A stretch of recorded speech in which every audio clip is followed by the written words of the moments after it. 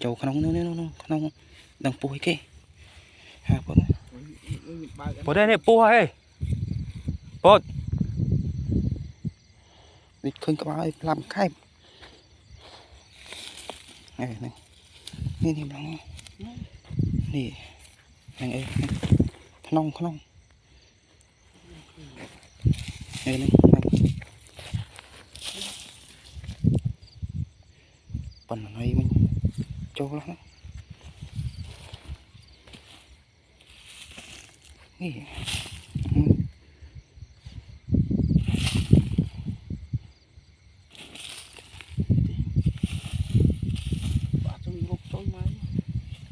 mình không mà còn làm hay mình đây nè cái này có này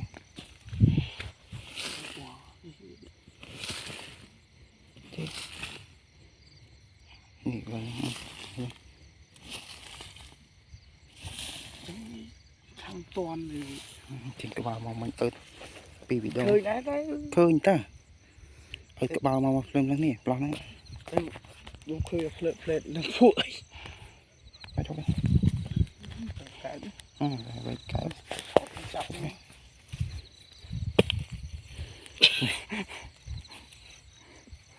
bóc bóc đấy rụt vị cả đấy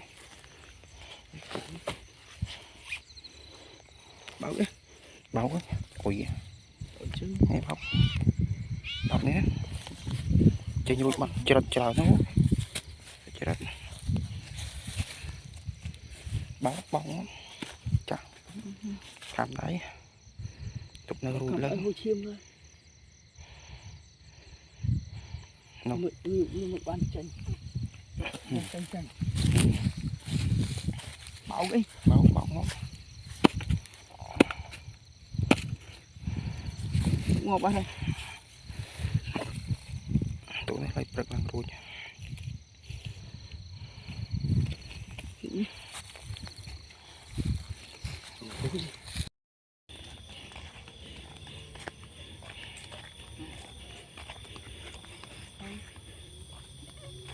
đang nè khơi nhá ô này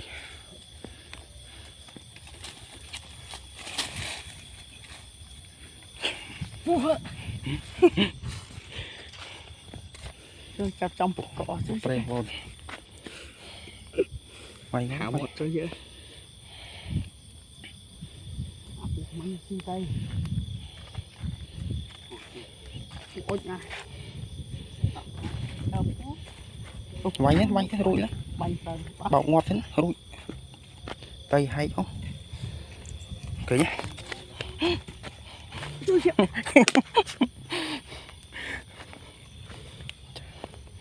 khám thấy